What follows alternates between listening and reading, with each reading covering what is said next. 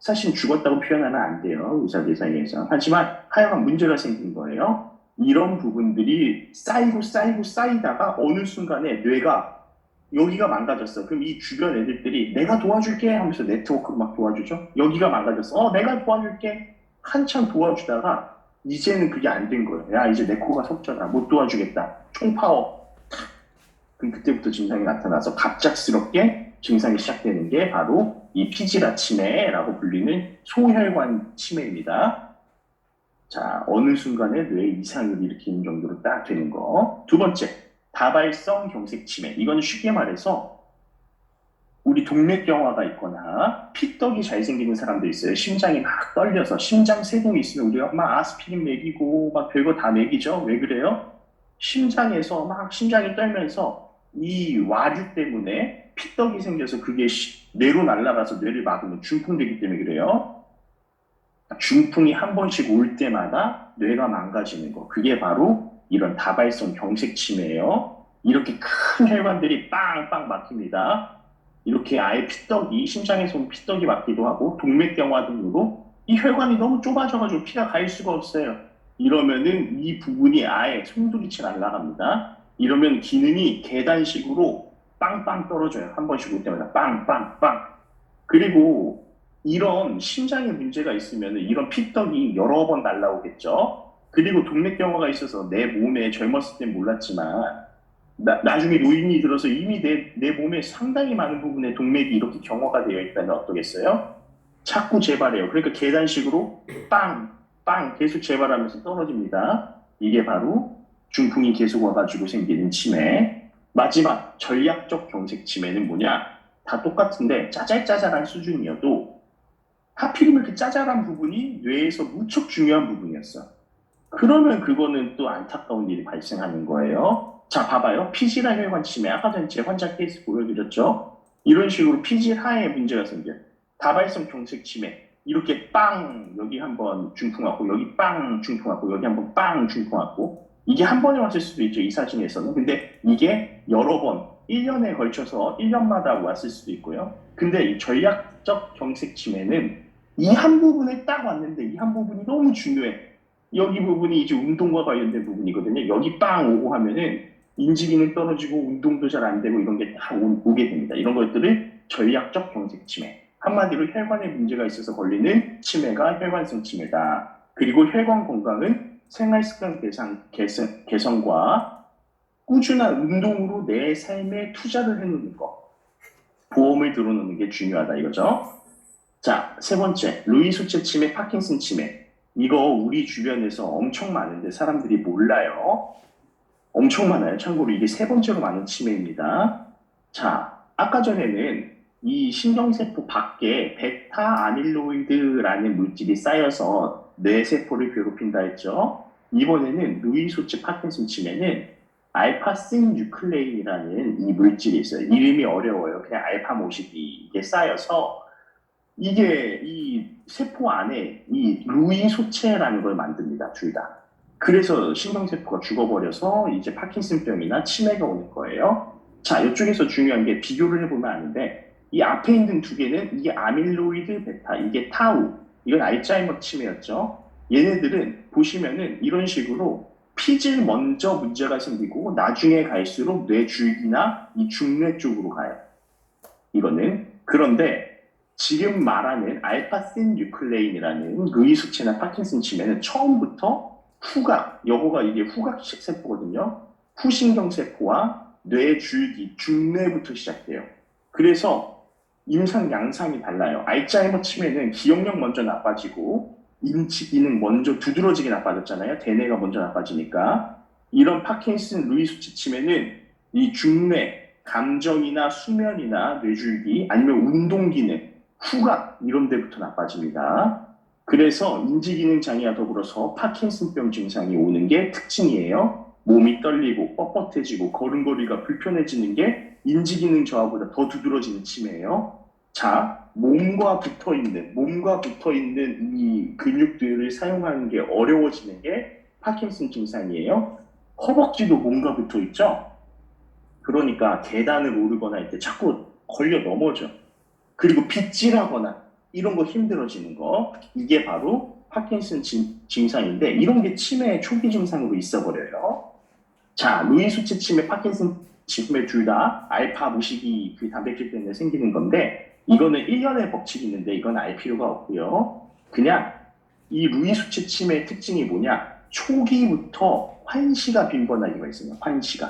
이 후두엽 문제가 생기는 거거든요. 이 후두엽 문제 때문에 초기부터 환시가 생겨요. 근데 이런 식으로 환시가 생겨요.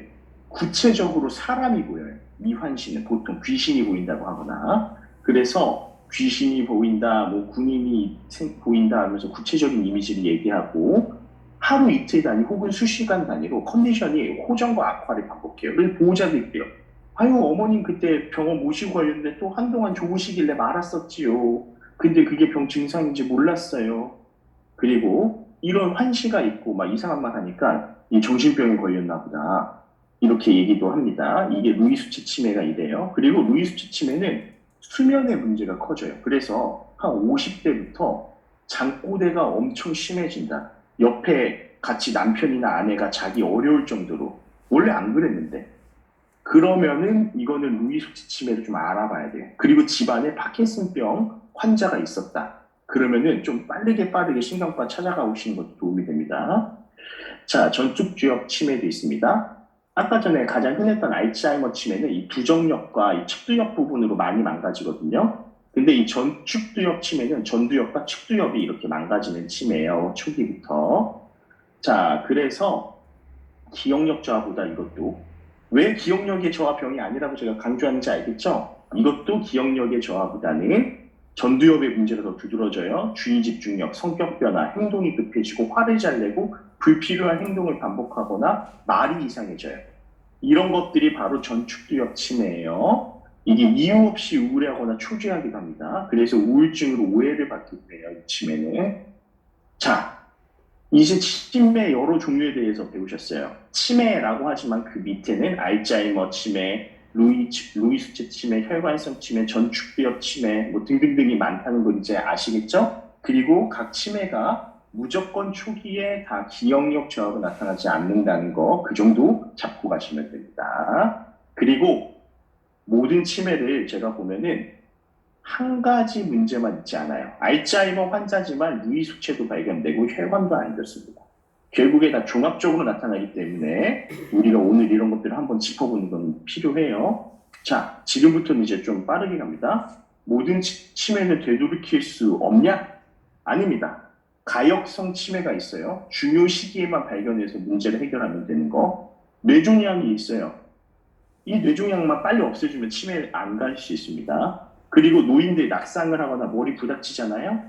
젊었을 땐 뇌가 빵빵하게 두개골이 있기 때문에 부닥쳐도 괜찮아요. 근데 나이가 들어서 뇌가 쪼글쪼글해지면은 부닥치면 공간이 있어서 뇌가 안에서 흔들리면서 피가 날 수 있습니다. 이게 피가 차면은 이런 것들이 치매를 일으킬 수 있어요. 왜냐? 두개골이라는 해골바가지 속에 뇌가 딱 들어가 있는데 여기가 암이든 아니면 피떡이든 뭐가 차오르면은 압력이 올라가요. 그러면 뇌세포가 죽어요. 이게 바로 부피에 의해서 생기는 치매예요. 이거는 빨리 그 부분을 없애주면 됩니다.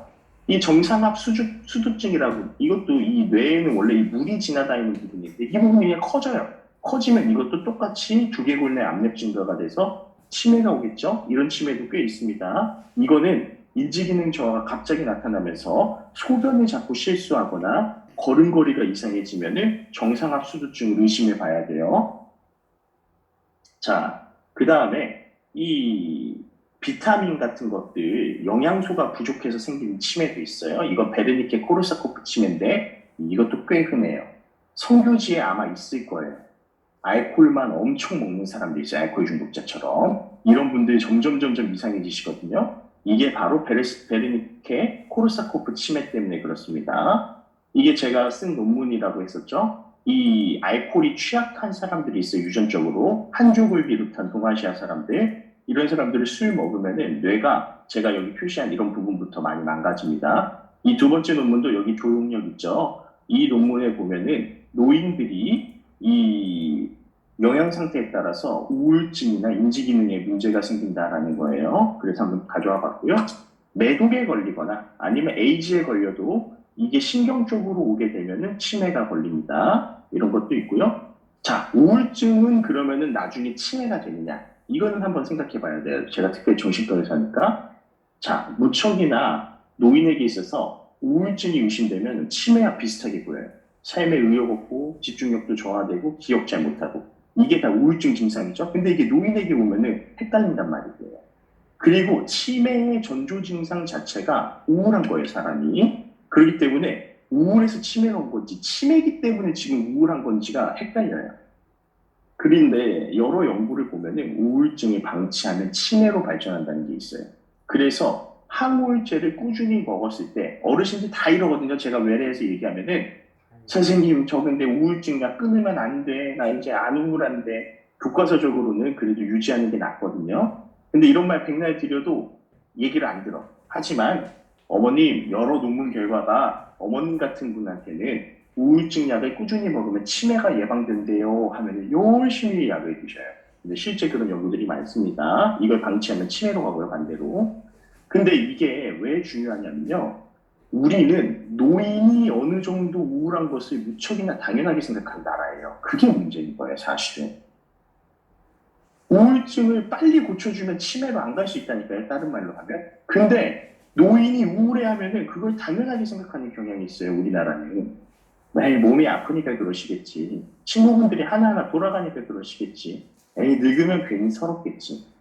이게 특별히 베이비 부모에게서 더 심합니다. 더 심해요. 부모와 정도 많이 없고 자식들이 많았다 보니까. 그리고 베이비 부모는 자기의 자식들을 자기는 너무나 힘들게 형제들 간에 경쟁하면서 부모가 많은 것들을 못 해주면서 지냈어. 그래서 나보다는 어떻게든 자녀 위주로 이렇게 삶을 꾸려왔단 말이에요. 그러다 보니까 자녀들도 아유 우리 엄마 아빠에 대해서 잘 몰라. 그냥 물주, 뭘 그냥 제공해주는 사람들 정도로 생각하다 보니까 가족들 간에 이런 대화가 없어요. 베이비 부모들은 중간에 끼인 세대로서. 괜히 이렇게 늙으니까 당연하지 이렇게 그냥 치부한단 말이에요. 근데 제가 다시 한번 말씀드리지만 한국은 가장 빠르게 초고령 사회로 진입하고 있습니다. 이렇게 가잖아요. 노인을 위한 나라는 없어요. 아시겠죠? 그래서 이런 것들은 직간접적인 방치예요. 노인의 우울을 방치하는 거.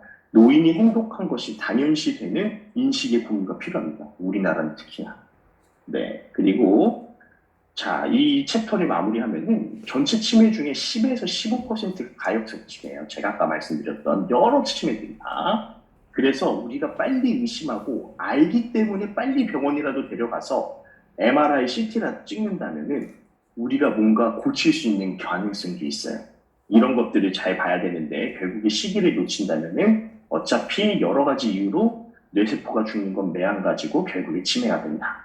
자, 그래서 단서를 놓치면 안 돼요. 보통 치매는 수년에 걸쳐서 서서히 진행합니다. 하지만 이런 가역성 치매는 원인이 있기 때문에 보통 급격한 진행을 보여요. 적어도 이 급격한 진행이라는 건 한 1, 2년 사이에 확 나빠지는 거, 한 3개월 사이에 확 나빠지는 거 말이에요. 그리고 보통 치매는 적어도 65세 이상에서 나타나는데 이 가역성 치매는 더 젊은 나이에서 나타납니다. 그리고 보통 치매는 원인이 없어요. 그냥 나이 드셔서 그래요인데 가역성 치매는 그러고 보니까 그때 엉덩방아를 크게 찌시면서 그때 머리를 부닥친 것 같아요. 요즘에 자꾸 눈이 두 개로 보인대요. 뭐 뇌종양 같은 게 있으면 그래요. 뭐 이런 얘기들 하십니다. 술만 먹고 밥도 안 먹었어요. 비타민 B가 부족했겠죠. 뭐 이런 단서가 있다. 이런 것들이 이제 하나의 그런 단서가 있습니다. 가역성 치매. 자, 이제 네 번째. 그러면 치매 왜 생기는가? 치매와 관련된 질환이 90여 개가 되고 이유가 너무나 많아요. 그 중에 가장 유명한 알츠하이머병은 아까 말씀드렸듯이 아밀로이드 베타 단백질이나 타우 단백질, 단백질에 문제가 생기는 거예요. 그러면은 제가 말을 자꾸 이렇게 오해하게끔 하는데 이 단백질들이 실제 병을 일으키는 원인이냐? 그래서 아까 전에 그거와 관련된 약도 나왔다면서요. 아두카두마빈가? 근데 그렇지 않습니다. 노인은 애초에 기본적으로 아밀로이드 베타 단백질이 꽤 많이 쌓여 있어요. 그리고 치매인 환자 중에도 이 아밀로이드 베타 단백질이 적은 사람도 있고요. 오히려 연구를 통해서 봤을 때 이 아밀로이드 단백질이 약간은 독성이 있거든요. 그래서 그 아밀로이드 단백질이 많은 부위를 봤더니 이 바이러스들이 자주 침투하는 부분에 그게 이렇게 지뢰처럼 깔려 있는 경우도 있어요. 그러니까 오히려 보호인자인가 싶기도 한 거예요. 아리까리해요. 그리고 이 아밀로이드 단백질에 대해서는 여전히 논란이 많아요. 최근이죠. 2022년 7월. 그래서 이게 진짜 병의 결과냐 아니면 원인이냐 뭐 여러 가지 말들이 많은데 아직까지 우리가 연구하고 있다. 제가 열심히 연구하고 있습니다. 예, 그렇게 생각하시면 되고요. 요즘에는 오히려 이 타우 단백질이 더욱더 많은 이렇게 각광을 받고 있다. 뭐 이 정도 얘기하고 싶습니다. 타우 단백질은 뇌세포 자체가 망가져가지고 그게 터져서 뇌에 피에 이렇게 뿌려지는 거거든요. 그래서 타우 단백질이 얼마나 많아졌는지를 보면 실제 뇌세포가 얼마나 죽었는지를 볼 수는 있어요. 그래서 타우 단백질이 요즘에 각광을 받는다. 치매에서 이 정도 아시면 되고. 자, 신기하죠? 잇몸세균. 우리 동양에서 과거부터 오복 중에 하나가 이 구강건강이었어요. 실제로 잇몸 세균에 의해서 이렇게 문제가 되는 경우도 있습니다. 특별히 뇌에 이 잇몸에 있는 세균이 왜 뇌에서 발견되지? 하면서 보니까 특별히 이 잇몸 세균이 있는 데가 타우 단백질이나 아밀로이드 단백질이 많은 데서도 발견돼. 얘가 치매 원인은 아니야? 그런데 반대죠. 반대일 수도 있죠. 잇몸 세균이 그쪽으로 침투를 어떻게든 하니까 그 부분의 방어를 위해서 아밀로이드가 많을 수도 있고요. 이게 얼마나 신빙성이 있는지는 잘 몰라요. 하지만 이것을 타겟으로 한 미국의 회사가 있을 정도예요. 그리고 심리적 충격도 치매의 원인이 될까요? 됩니다. 이렇게 외래에 와요. 저희 어머니가 우울하고 기억력이 떨어지신 것 같아요. 근데 면담을 하다 보면은 노인정에서 큰 망신을 당한 일이 과거에 있었어요. 그래서 제가 속으로 이거 우울증인가 싶어요. 하지만 검사를 막상 해보면은 이거가 치매인 경우가 많아요. 이게 뭐냐? 스트레스를 사람이 받잖아요. 그러면 이 스트레스 물질, 코티졸이라는 게 증가합니다. 우울증 환자들은 피에 만성적으로 이 코티졸이 증가했어요. 참고로 이 코티졸이 증가하면요, 해마 아까 전에 기억과가 있는데 해마가 위축이 됩니다. 그럼 기억력이 저하가 되겠죠, 당연히.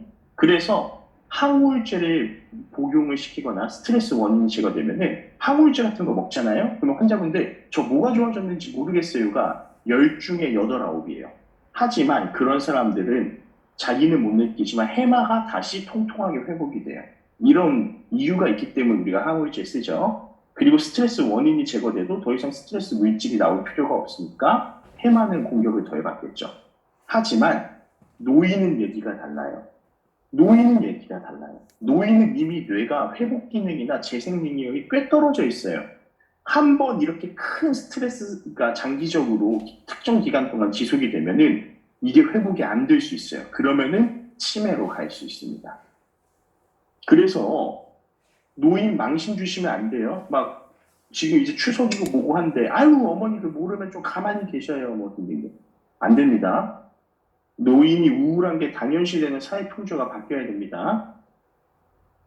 자, 유전 때문에 치매 걸릴까요? 아까 문제도 있었는데 예, 유전인 치매가 있습니다. 이거는 1% 정도만 있습니다. 전체 치매 중에 아주 드물어요. 가족성 알츠하이머 치매인데 이거는 50대 이하에서 나타나고 내 머릿속의 지우개도 알츠하이머병이죠. 그게 가족성 알츠하이머의 가능성이 있어요. 왜냐? 이렇게 30대에도 나타나기 때문에 그래요. 그리고 이게 완전히 이렇게 특별하게 특정 유전자가 딱 망가져서 이렇게 알츠하이머 병이 오는 경우도 있지만 대부분은 그냥 여러 가지 유전자들이 조금씩 기여를 하면서 뭉쳐서 이 집안의 가게에는 치매의 내력이 있어. 이런 식으로 오는 경우가 더 많습니다. 자, 그 다음에 결국에 이런 모든 얘기들을 다 종합해 봤을 때, 뭐 유전자도 있고, 잇몸세균도 있고, 뭐도 있고 한데, 그게 중요한 게 아니라, 뇌 속에 콜린성 신호 저하가 문제예요. 뇌가 파괴돼서 이 콜린성 신호라는 게 저하가 되면은, 결국에는 치매의 결과가 나타난다. 이렇게 보시면 됩니다. 이 콜린이라는 게 여러 데서 생겨가지고, 이 뇌 전반적으로 나오는데, 이런 부분이 망가져서 이 콜린이 안 나오는 거예요. 뇌 전반적으로. 그러니까 이제 문제가 생기는 거다. 이렇게 보시면 됩니다. 그래서 실제 대부분의 치매 약들은 콜린 신호를 강화시키려는 전략을 씁니다. 자, 치매 진단 어떻게 하냐? 자, 임상 증상을 관찰해요. 우리 어머님이 어떻게 요즘. 그래서 신경심리 검사를 합니다. 이거 오해하시는 분이 많아요. 보건소에서 검사했어요. 예, 그런 거 아니에요. 이거 적어도 막 1시간 이상, 2시간 막 합니다. 그 다음에 이 뇌척수액이라고 해서 아까 뇌에 물이 지나다닌다고 했죠? 그런 것들을 실제 이 척추에다가 바늘을 이렇게 꼽아서 뽑아내서 보기도 하고 혈액 검사를 통해서 유전자나 여러 가지 아까 나왔던 단백질들을 검사를 합니다. 또 CT도 찍고 MRI도 찍어서 뇌가 많이 쪼그라들었는지 해마는 잘 살아있는지 혈관은 괜찮은지 보고 펫이라고 해서 이 도파민과 관련된 부분은 잘 살아있는지 아밀로이드가 많이 쌓여있는지 이런 것들일 겁니다. 이런 것들을 싹 다 종합을 해가지고 검사 진단을 내리지 특정 진단으로 치매다 뭐다 하지 못해요. 그리고 인지 기능의 저하에 대한 절대적인 기준은 없고 사람마다 다르긴 한데요. 우리는 이 치매를 반드시 진단할 때 일상생활에 문제가 있는 인지 기능의 저하가 있는지를 꼭 물어봐요. 이게 되게 중요해요. 자, 문제 하나 낼게요. 이 실제 있었던 사례입니다. 의사셨고 IQ 160이었던 노인이에요. 그래서 이 사람은 책을 한 번만 읽으면 다 기억을 했대요. 젊은 시절부터. 근데 이 사람이 요즘에 책을 한 번 읽어서는 기억이 안 돼. IQ 검사를 다시 했어요. 그래서 했더니 IQ가 120이 나와요. 참고로 정상 IQ는 90부터 한 110까지입니다. 110만 돼도 상위예요, 상위. 120이면 아직도 엄청 똑똑한 거야. 엄청 똑똑한 거. 근데 이 사람 치매일까요? 네, 치매예요. 이렇게 슈퍼 노인이어도 저보다도 IQ 높을 것 같아요. 슈퍼 노인이어도 이거 치매예요. 결국에 그 개개인의 그 전의 기능과 현재 기능을 비교하고 그 사람의 실제 일상생활에서 느끼는 고통을 우리가 파악해 주는 게 치매 진단은 더 중요해요. 아시겠죠? 이 정도면 됩니다. 자, 그리고 요즘에 다들 궁금해 하시죠? 건망증과 경도인지장애. 경도인지장애는 우리가 마일드 코그니티브 임페어먼트라고 해서 이게 무조건 다 치매로 간다고 생각하시는데요. 그렇지 않아요. 이거는 매해 5에서 15%는 치매로 가요. 이 경도인지장애에 들어오신 분들은. 하지만 반대로 25에서 30%는 생활습관 개선과 이런 예방을 통해서 정상으로 다시 돌아오기도 합니다. 자, 정상인 노인에게도 근데 기억력에 문제가 생겨요. 그걸 우리는 뭐라고 해요? 그게 바로 건망증이에요. 예전만큼 기억을 못하는 거예요. 사소한 거 자꾸 까먹고. 그러면서 자기도 민망해서 자주 웃어요. 이제 웃음이 많아지세요. 맞아, 맞아, 맞아 하면서. 이런 것들은 보통 기억력에만 문제가 있어요. 시공간, 판단력, 사회관계, 취미생활에는 문제가 없어요. 그리고 주관적인 호소는 있는데 막상 검사를 해보면은 그 나이 또래에 비해서 객관적으로 이 뇌의 기능이 떨어졌다는 어떤 그런 이상은 없어요. 하지만 나는 느껴요. 내가 늙었다는 걸 아니까. 근데 그거를 잘 이제 인정을 못 하시죠. 그렇죠? 근데 경도인지장이 좀 달라요. 개인의 주요한 것들이 잃어버려요. 손자 이름이나 결혼기념일이나 이런 거 잃어요. 그리고 기억력뿐 아니라 경미하긴 하나 여러 인지기능 영역에 객관적으로 의미가 있는 기능 저하가 보여요. 진짜 조금씩 떨어지네. 그런데 이게 아직은 치매가 아니어서 나를 더 잘 파악하기 때문에 우울하고 불안해요. 나 진짜 문제 있나 봐. 어떡하지? 이 단계는 특히 약도 없어. 그래서 생활습관 개선, 규칙적인 운동, 고혈압, 당뇨 같은 기저질환 관리, 가장 중요한 거 교회 열심히 다니시고 사회활동 많이 하시고 예, 전도 열심히 하시고 성경 필사 열심히 하시고 이런 게 가장 중요합니다. 치매 위험 인자는 제가 그렇다고 해서 치매 걸린 권사님이나 뭐 장로님들을 성경 필사나 이런 것들 열심히 안 했다고 그러는 건 아닙니다. 오해 마시고. 자, 치매 위험 인자 중에 가장 중요한 것은 고령입니다.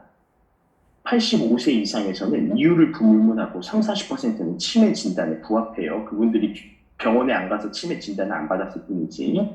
두 번째, 65세 이상에서는 아까 전에 5살 늘어날 때마다 위험률이 7배씩 증가했죠.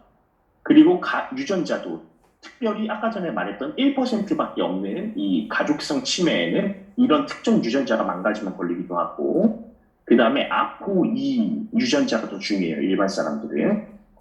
아포2 지단백 이건 중요한데 병원에서 유전자 검사합시다 하면 이거예요. 이 아밀로이드가 쌓이면요. 이 아포2라는 유전자, 이 단백질이 얘네들을 이게 빨리빨리 청소를 해요.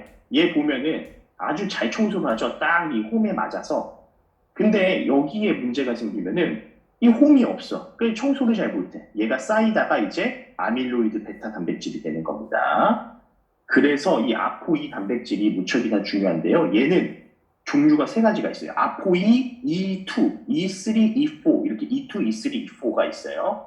그리고 엄마한테 한 개 받고 아빠한테 한 개 유전자를 받기 때문에 조합이 여러 개가 나와요. 특별히 E2가 있으면은 치매에서는 잘 안 걸려요. 치매가 오히려 안 걸려요. 하지만 E4가 많을수록 치매가 잘 걸려요. 대부분의 사람들은 E3를 가지고 있어요. 80%는. E4가 하나라도 있으면 알츠하이머병 위험률이 두세 배 증가. 두 개 모두 E4, E4면은 알츠하이머 걸릴 가능성이 8에서 10배입니다. 그래서 치매 유전자 검사하면 보통 이거 검사하는구나 하면 돼요. 자, 그 다음에 가족력이 있고, 특별히 엄마 쪽에서 치매, 할머니, 외할머니 치매였다. 이러면은 위험성이 증가합니다. 그리고 그거 외에도 뇌에 어떤 문제로든지 뇌에 손상이 있었으면은 당연히 치매가 또 걸릴 수 있죠. 이것도 중요합니다. 교육인데요. 먼저, 자, 머리 둘레가 크면 치매가 좀 적게 걸릴까요? 네. 신기하지만 정말 적게 걸립니다. 덜 걸립니다. 그리고 교육을 많이 받은 사람은 치매에 덜 걸릴까요? 네, 덜 걸립니다. 요즘에는 교육 자체가 아니라 어떤 직업 활동을 했느냐가 더 중요하다는 연구 결과가 있어요. 고학력이 치매가 덜 걸리는데 고학력이 아니라 알고 봤더니 고학력이어서 머리를 쓰는 직업을 많이 가지니까 그런 거였다라는 거거든요. 자, 선천적으로 받은 유전자나 머리 크기 외에도 후천적으로 뇌를 많이 사용하잖아요. 그럼 뇌가 훈련이 되어 있어서 인지 기능의 저하에 보호작용을 합니다. 그래서 특정 뇌 부위가 망가져도 네트워크가 살아있기 때문에 기능을 유지해. 남들보다 더 열심히. 근데 버티고 버티다 이런 사람들이 치매가 오면은 이제 네트워크를 쓸 만큼 다 쓰다가 무너진 거기 때문에 빠르게 치매가 진입됩니다. 그래서 젊어서 독서하고 암기하고 공부하고 이거 뭐예요? 성경 암송하고 성경 공부하고 뭐 이런 거 창의적인 생각하고 삶의 이렇게 적용하고 하면은 뇌 건강에 대한 투자입니다. 이런 것도 열심히 하는 거 중요합니다. 그래서 이제 성경 공부하실 때 이런 것들 좀 이렇게 사용하셔서 열심히 하자고 하시면 좋을 것 같아요. 자, 이제 8번째. 이제 뒷부분들은 다 슬라이드가 한두 개예요. 너무 걱정하지 마십시오. 아우, 저 선생님이 15개 한다고 했는데 지금 얼마나 하려고 저러는 거야? 근데 제가 너무 사랑하는 마음에 조금이라도 한 개라도 더 말씀드리려고 하다 보니까 길어졌어요. 죄송해요. 자, 치매 증상은 어떤 것들이 있나? 첫 번째, 기억력이나 인지기능의 장애죠. 그래서 어머님이 계속 같은 거 물어보시고, 이름을 못 떠오르시고, 막 이런 것들, 뭐 이런 것들. 근데 아까 전에 말씀드렸듯이 개인에게 있어서 중요한 건 못 떠올리면은 건망증이 아니라 치매로 생각할 수 있어요. 진압력도 이제 문제가 됩니다. 이건 뭐냐? 시간, 장소, 사람에 대해서 인지가 하는 거예요. 이게 뭐냐? 오늘 몇 년도예요? 지금 계절이 뭐예요? 여기 어디예요? 여기 몇 층이에요? 이 사람 누구예요? 이거 모르는 거예요. 이게 왜 그러냐? 기억력이 떨어지면요. 기억이라는 건 뭐냐면요. 과거로부터 현재의 나로 이어지는 인식의 접착제예요, 접착제. 내가 나일 수 있는 것은 1초 전에 나를 내가 아직 기억하고 있는 거예요. 기억이라는 풀을 가지고. 그쵸? 이게 쌓아온 게 나예요. 내 성격이고 내 대인관계라고요. 근데 그게 망가지면은 이게 현재 이런 연속선상에서 나라는 존재의 위치를 파악을 못해요. 시간에서 공간에서 그리고 대인관계에서. 이게 바로 진압력의 문제입니다. 그 다음에 순차적인 과정의 이해, 계획, 그리고 후각이 상실이 돼요. 그쵸? 근데 이게 뭐예요? 요리. 우리 엄마가 요리하는 법을 잊었어. 이거는 치매 말기. 근데 우리 엄마가 요즘에 요리라는 순서가 뒤죽박죽이고 소금을 안 넣거나 간장을 안 넣거나 잡채를 하는데 간장을 안 넣어. 이런 것들은 이제 치매 초중기로 가는 거예요. 치매 초기에는 먼저 미각과 후각이 먼저 날아가요. 그러니까 이거를 자식들이 빨리 알아차려주면 참 좋아요. 이게 후각과 기억력이 특히 같이 망가지면은 요리에서 시너지 효과가 나타납니다. 그래서 실제로 경도 인지 장애부터 후각의 문제 우리가 자꾸 물어봐요. 정신과 의사나 신경과 의사가 그 막 이렇게 비벼가지고 냄새 나는 거 맡아보라고 하고 막 그럽니다. 네 번째, 언어 기능. 단어 이름이 잘 생각이 안 나요. 그래서, 야, 거시기 좀 갖고 와라. 야, 이거 저거 하면서 대명사. 그리고 누구 이름을 못 말해요. 야, 그 있잖아. 그 누구의 손자의 그 어디서 뭐 하는 애 그 있잖여. 뭐, 그래서 이렇게 말버릇이 이런 게 생깁니다. 그리고 이것도 중요한데 귀가 먹이지 않았어요. 근데 유독 TV 볼륨을 우리 엄마가 한 몇 년 만에 집에 갔더니 크게 틀어놓고 봐. 근데 청력 검사에서 문제가 없어요. 그거는 TV가 들리는데 이해가 잘 안 되는 거예요. 너무 빠른 거나 평소에 비해서. 이래서 나도 몰라서 답답하게 자꾸 올리는 경우가 있습니다. 이런 것도 하나의 초기 증상으로 여러분들이 알아봐 주시면 좋죠. 다섯 번째, 시공간 능력. 이 길눈이 어두워져서 자꾸 길 잃고, 자꾸 이상한 버스 타고 이러는 거죠. 그리고 성격의 변화, 그리고 공격성이 증가하는 겁니다. 그리고 이게 심해지면 망상으로 가죠. 그래서 전두엽의 기능이 아까 전에 브레이크라고 했잖아요. 사람은 모두 다 태어나면서부터 본성이 성욕과 공격성이라고 얘기한 사람이 있죠. 프로이트예요. 이게 우리의 자아의 기능으로 이거를 억누르거나 다른 식으로 이제 표출합니다. 뭐 예술로 하기도 하고 유머로 하기도 하고 뭐 누구한테 짜증을 내기도 하고 운동을 하기도 하고. 근데 이런 것들이 이제 브레이크가 없으니까 바로바로 나오는 것. 그게 바로 망상이죠. 이런 경우에 이거를 참 안타깝게 가족들이 아유 엄마 아니잖아 아빠 아니잖아요 뭐 등등등 하는데 이거는 이미 뇌가 많이 망가져서 교정을 할 수 있는 단계가 아닙니다. 이런 것들은 전문가의 도움이 필요해요. 참고로. 그리고 환청환식 아까 전에 제가 얘기 드렸죠. 근데 이거 치매 증상 초기부터 생기는 경우 많아요. 이거는 아까 전에도 말했지만 눈물겨운 보호자들의 설득과 교정이 중요한 게 아니에요. 힘 그만 빼시고 그 힘으로 병원에 데리고 오시는 게 더 좋습니다. 수면의 패턴에도 변합니다. 자꾸 분절잠을 자고 낮잠도 많이 자고 뭐 이렇게 자꾸 가족들이 봤을 때 코골면서 잘 만졌는데 자기는 만족스럽게 못 잤다고 자꾸 불평하고 그리고 낮잠의 빈도가 증가하면서 아까 전에 유독 잠꼬대가 심해지면은 뇌 줄기부터 먹고 들어가는 알파신 뉴클레인의 문제, 바로 파킨슨이나 누이소치 치매를 의심해야 돼요. 그리고 통잠을 못 잔다는 말은 다른 말로 잠의 기능이 떨어졌다는 소리죠. 잠은 자면서 뇌의 노폐물들을 처리하거나 아니면 기억을 잘 정리하는 역할을 하는데 그런 것들을 못해서 이것 자체로도 뇌에 큰 문제가 됩니다. 자, 좀 더 진행된 치매에서 나타나는 증상은 뭐가 있을까? 우울과 자살이죠. 노인 자살률이 우리나라는 아직까지도 모든 연령에 비해서 1등입니다. 노인이 되면 유연한 사고를 할 수 없어요. 한 번 우울한 거에 빠지면은 계속해서 거기에 집착하면서 그 생각합니다. 아우 엄마 왜 이렇게 자꾸 그렇게 우울한 생각만 해. 그거 아니라니까 어떻게 그렇게 병적으로 그런 생각만 해. 네 그렇게 돼요. 이런 것들이 뇌의 어떤 노화가 가지고 오는 무서움이에요. 근데 그게 남들보다 더 빠른 게 치매이기 때문에 잘 봐줘야 돼요. 자, 자신의 퇴행성 변화를 느껴요. 그것도 우울하고 불안해요. 그래서 누구한테 의존을 해요. 이것도 우울하고 죄책감이 있어요. 부모는 뭐 그렇게 죄책감이 많을까요? 그쵸? 저도 이제 부모인데 해줘도 미안하죠. 네. 그런 것들이 이제 더 증폭이 되는 거예요. 그리고 가족들도 부모가 치매인 거를 처음 겪어요. 왜냐하면 엄마 아빠는 한 명밖에 없으니까.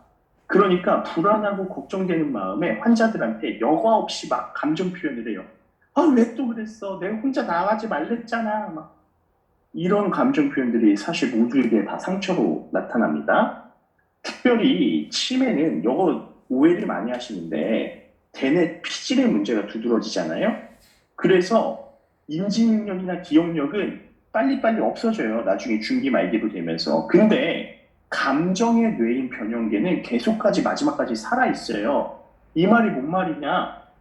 나를 돌보는 아들이 누구인지는 까먹어도 그 아들이 누군지는 모르는데 나한테 와서 나를 챙겨주긴 하는데 맨날 화를 내고 짜증을 내는 거야. 맨날 뭔가 목소리 톤이 썩이 나 있어. 이런 것들은 늘 인식을 하고 있다라는 말이에요. 죽을 때까지 치매 노인들이. 이거 중요합니다. 우리가 아이들을 후죽할 때 비슷해요. 노인이 되면 치매에 걸리면 애가 된다고 하잖아요. 근데 아이들은 가르치면 뇌가 한참 자라고 있기 때문에 이게 교정이 돼요. 훈육으로. 근데 노인은 그게 안 돼요. 이미 더 이상 해마가 날아가서 그게 안 된다니까요. 근데 부정적인 감정만 너무 답답해하는 감정만 쌓이는 거예요. 이런 실수를 여러분들이 안 하셨으면 좋겠어요. 이제는 사랑을 되갚는 시간이에요. 참고로 부모가 이유 없이 나의 모든 것들을 받아준 것처럼 우리가 그것을 되갚아주면 됩니다. 자, 반복 행동도 일어나요. 의미 없는 반복 행동을 해요. 의미 없이 화장실 왔다 갔다 해요. 의미 없이 냉장고에서 물건을 꺼냈다 놨다 하기도 하고 장롱 속에 오늘 꺼냈다 놨다 이거 다 뇌 브레이크가 망가져서 생기는 거예요. 전두엽, 보속증 증상. 그래서 이런 행동 교정을 위해서는 보호자들이 눈물겨울 납득을 하면 안 돼요. 이것은 전문가한테 맡기셔야 됩니다. 아니면 전문가와 상의하셔서 특별한 어떤 행동 교정 장치를 배워가세요. 아시겠죠? 이걸 인정 못하면 지칩니다. 보호자는 결국에. 그 다음에 전문가의 도움을 받아서 약물과 행동법을 교정을 하는 게 필요하고 새로운 습관을 만들어 드리는 게 필요합니다. 그리고 세 번째, 거짓말을 해요. 거짓말. 노인이 이제 평소에 거짓말 안 하던 분인데 특별한 의도가 있는 것도 아닌데 거짓말을 해. 그냥 없었던 일을 그럴싸하게 말하는 모습이 있단 말이에요. 이거를 우리가 작화증이라고 불러요. 아마 여기 계신 선교사님 분들 중에 치매 환자가 가족 중에 있었으면 이거 다 경험하셨을 거예요. 아니면 과거에 어르신들이 동네에 다 이거 봤을 거예요. 자, 문제. 10초간만 딱 문제를 보여드립니다. 자, 잠시만요. 이게 뇌는 기억의 일부가 손상이 되잖아요. 그럼 과거의 기억이나 지금 당장 내 눈에 들어오는 여러 가지 자극으로 손상된 기억을 채워가면서 맥락상에서 이 정도면 오케이, 시나리오 오케이 이러는 특징이 있거든요. 자, 그래서 그림 10초간만 보여드립니다. 자, 어떤 맥락이 여러분들 뇌에 있는지 보세요. 자, 짜잔. 자, 10초만 보세요.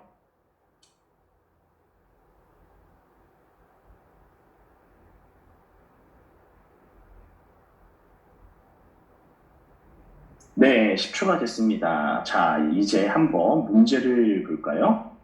자, 그림 속에서 뭘 보셨어요? 여기에 없는 게 두 개나 있어요. 어렵죠? 자, 해적 깃발이랑 닷은 없었어요. 근데, 해적 깃발은 있지 않았어? 라고 할 수 있다고요. 이게 뇌의 특징이에요. 우리가 이거를 해적선이라는 하나의 맥락으로 파악했으면은 안 봤어도 본 것처럼, 기억하지 않았어도 기억했던 것처럼 한다니까요. 이게 뇌의 특징이에요. 그래서 5년 전에 만났던 막내 아들이 그냥을 방금 전에 들은 것처럼 이야기를 하는 것 가능해요. 첫째 아들 얘기하다가 갑자기 비어있는 부분에 막내 아들 얘기가 껴들어와서 맥락을 만들면 그렇게 될 수도 있는 거예요. 이런 게 작화증입니다. 그래서 가족의 역할은 팩트 체크가 아니에요. 왜 이 사건을 우리 어머니, 아버님이 떠올렸을까? 이게 중요합니다. 감정을 이해해주고 공감해주는 거예요. 이게 어떻게 하는 거냐? 엄마가 그 생각을 했구나. 엄마, 왜 막내 아들 생각했어? 아들들 보고 싶어서 그랬나 보다. 그치? 이런 식으로 팩트 체크를 해주지 마시고 감정을 달아주세요. 감정을. 그게 중요합니다. 자, 치매 약의 원리와 부작용. 자, 치매 약은 아까 전에 제가 뭐라고 했어요? 콜린 신호를 늘리는 거가 대부분이라고 했죠? 콜린 세포가 많이 죽었으니까 콜린을 만드는 건 어려워요, 의학적으로. 차라리 이미 나온 이 콜린을 계속해서 머물게 하는 거예요. 이거를 이 효소가 망가뜨리거든요. 이 망가뜨리는 효소를 억제해서 이 콜린이 좀 더 많이 머물 수 있게끔 하는 그냥 그런 원리들이 있습니다. 결국에 중요한 것은 약해진 콜린 신호를 늘리는 방법이 하나가 있고요. 두 번째로는 불필요한 신호를 줄이는 방법이 있어요. 이것도 그냥 불필요한 스트레스를 뇌가 받지 않도록 보호하는 게 치매약의 원리입니다. 근데 오해하지 말아야 될 것은 이거는 치매를 고쳐주는 약이 아니라 진행에 늦추는 병이 그 약이라는 거. 이 정도면 충분합니다. 자, 그러면 이런 생각이 있어요. 한국인들 특히나. 야, 이렇게 좋으면 그냥 미리미리 먹으면 안 되냐? 네, 연구 결과 이득은 적고 부작용만 경험합니다. 자, 그래서 부작용 한번 볼까요? 미식거림, 구토설사. 이거 아주 중요해요. 왜냐? 뇌에 작용하는 약이지만 이 콜린과 관련된 건 장에 더 많아요. 그러니까 장운동이 막 커집니다. 그러니까 막 장운동이 심해지니까 토도 하고 막 설사도 하고 이것 때문에 막 노인이 밥도 못 먹고 막 살 빠지고 실신하고 막 혈압 떨어지고 이러면은 약 절대 못 써요. 아주 중요합니다. 그래서 소량부터 천천히 드리는 게 되게 중요해요. 그리고 심장박동이 느려져요. 이 콜린은 우리 몸에서 부교감 신경이라는 걸 증가시키는데 부교감 신경이 올라가면 사람이 혈압도 떨어지고 이 심장이 뛰는 것도 늦춰질 수 있기 때문에 우리가 이런 문제들이 있으면 주치의한테 알려주셔야 돼요. 노인은 정상보다 혈압을 살짝 올려서 관리하는 게 좋긴 하거든요. 뇌가 좀 이렇게 피를 쫙쫙 받으려면은 그런 것도 있어요. 그래서 이런 것들 주치한테 알려주시고, 그 다음에 약물 복용 자체가 하나의 위험 행동이에요, 노인한테. 이렇게 소량부터 천천히 증량해야 되고 여러 가지 부작용이 있는데 내가 기억력이 떨어져서 약을 먹었냐 안 먹었냐 이게 까먹는단 말이에요. 그래서 안 먹는 것보다 약을 까먹고 더 먹는 게 문제예요. 그래서 어머니 우리